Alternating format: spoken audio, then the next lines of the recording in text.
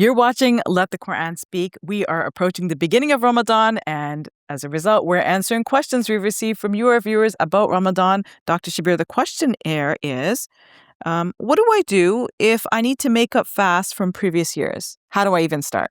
That's a question that we often get before Ramadan because people start feeling really guilty, I guess, about the fact that maybe they haven't made up their fast from previous years. And they're like, how can I even start fasting in Ramadan if I haven't done that yet? So they start to feel like this anxiety, right? So I thought it was useful to answer that question, Dr. Shabir. Yeah. So it's interesting, Safiyyah, to note that Aisha, the mother of the believers, it reportedly said that she used to delay making up the fast that she had missed until just before the start of the next Ramadan. Okay, I don't feel so bad anymore. Yeah. Because I sometimes do that. Yeah. So, we're all like, we're procrastinators, some of us anyway. Yes. So we say, okay, we're going to do it tomorrow and the next day and the next day. And things happen in between. And we say, okay, it's not the ideal time now. We'll do it later. Mm-hmm. And then suddenly we realize, okay, it's close to Ramadan. We better squeeze them in right now and get them all over and done with. Of course, if they're not done and the next Ramadan comes, you cannot combine the two. You just have to fast the days of Ramadan as the fast of the current year. And then after Ramadan is over, again, some time in the future, you're going to do those missed fasts. But then you want to do them as soon as possible before they accumulate and they become too much and overwhelming. So where does it say, Dr. Shabir, that we need to make up these fasts? So the Quran says, فَمَنْ كَانَ مِنْكُمْ مَرِيضًا أَوْ عَلَىٰ سَفَرٍ فَعِدَّةٌ مِنْ أَيَّامٍ أُخَرَ. It's in Surah 2, verse 184. If you are those who are sick and on a journey, sick or on a journey, they should fast an equal number of other days. Okay. So it means that you miss those days of Ramadan either due to illness or due to traveling, or for whatever other reason, and you're going to make up those days. Well, the verse itself speaks about sickness and traveling, but we know that people may be neglectful. So where do we get the idea that if somebody neglected, then they have to make up the other days? Well, from the general command that is mentioned in Surah 2, verse 185, فَمَنْ شَهِدَ مِنْكُمُ الشَّهْرَ فَلْيَصُمْ. Whoever witnesses the month should fast it. Okay. So that means if you're there, you're alive and well by the grace of God, and you're not traveling, it means you're here at home, then you are to fast. So since that's a general obligation, then if you miss the day, well, you're going to make it up later on. That's the logic behind it. So what are the rules? Like, let's say somebody is pregnant and she needs to make up her fast. What does she need to do? Or if she's breastfeeding or someone's menstruating? Yes. So with pregnancy and breastfeeding, this has been widely acknowledged by Muslim scholars as giving some sort of permission. But they go into details like, does the woman fear for her own well-being or does she fear for the well-being of her child? And then they give different rules regarding this. Does she make it up? Does she give the fidya, which means a compensation in lieu of the fast, and so on? So they've made it complicated. People have to decide, like, what is my fear? Like, what is the reason of my fear? Is it because of me or is it because of my child, and so on? So the simple thing I would say is that the Quran says that whoever is able to fast have the option of giving a fidya. What is a fidya? Whoever is unable to fast, right?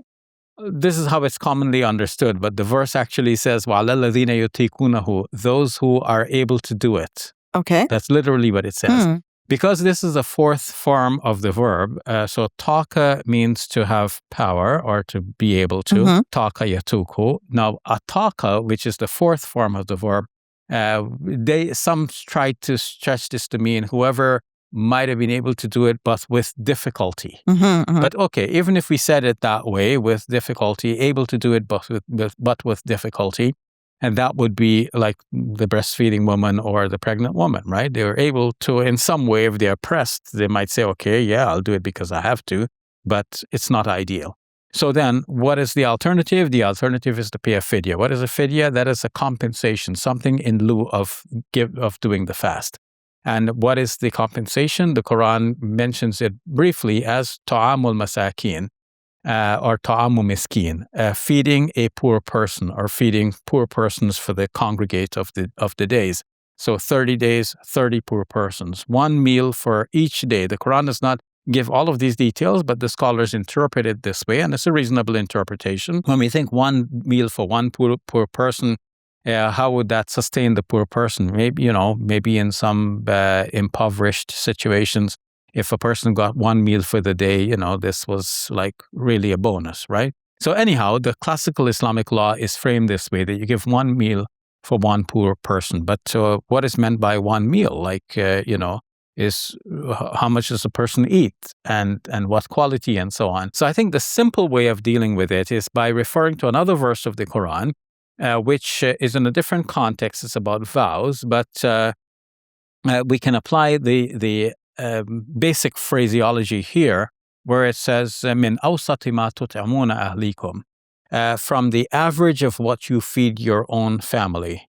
So if you're thinking of what constitutes a meal, think about an average of what you would be happy to eat or to present to your own family. So you wouldn't give something so elaborate as though it's a feast fit for a king. And at the same time, it shouldn't be like a pauper's meal. It should be something that is reasonable. So what might we say is a reasonable amount if you want to give the cash amount? So something like $15 seems to me to be a reasonable amount, because we know when we cater food to be provided in the mosque for breaking fast at the end of the day, $15 would be an adequate amount for a nice boxed meal. But of course, that's because we order in bulk. But still, $15, you might go to a local restaurant and eat a reasonable meal for that amount. It wouldn't be like a posh sit-down restaurant. It would be more like a quick bite or the takeout type of situation.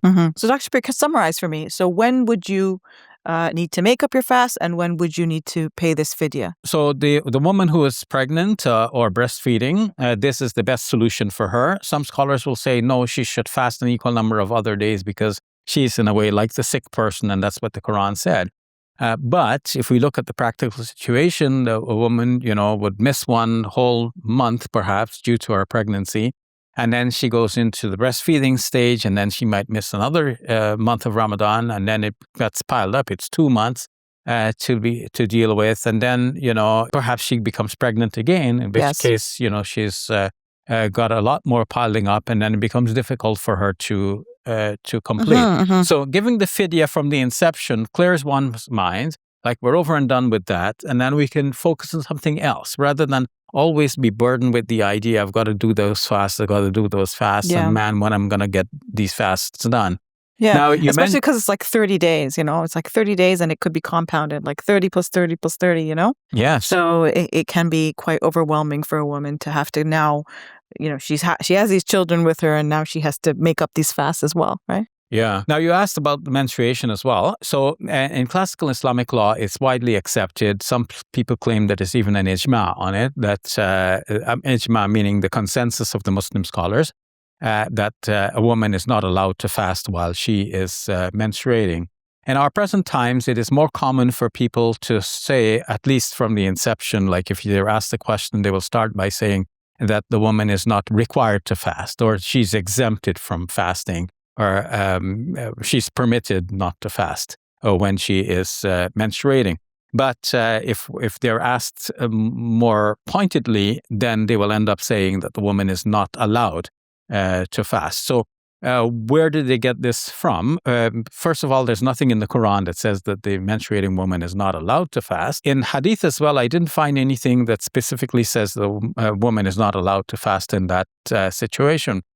The closest we find is the expression that women do not fast during that time. So do not and cannot, there's a lot of difference between the two. So do not means that was the practice at the time, but cannot means that they're utterly prohibited, and there's a lot of difference. And I didn't find anything that specifically says that they cannot.